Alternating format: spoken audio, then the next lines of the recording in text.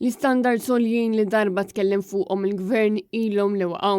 Kienet din id-dikjarazzjoni li għamel l-editorjal tal-Malta Independent kif għamel referenza għad-diskors li qal il-Prim Ministru jumejn ilu fejn żvela li qiegħed jikkunsidra li Rosin Cutajar tirritorna mal-Partit Laburista. Diskors li fih innifsu juri kemm il-gvern warrab l-istandards li tant ftaħar bihom.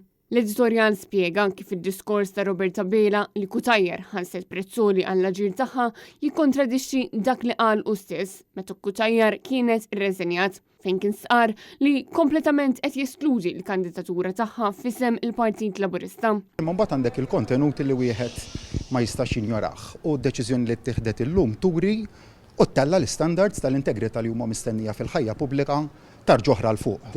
Elezzjoni kandidatura f'isem il-Partit Laburista qed neskludija minn issa stess. Il-deċiżjoni ttieħdet illum ftit tal-jiem wara li ġew pubblikat il-messaġġi. Rosin Cutajar kienet neħħiet mill-kabinet lura fl-2020 wara li ħareġ fil-beraħ li kienet involuta f'dil dwar proprjetà ma' Jurgen Fenech.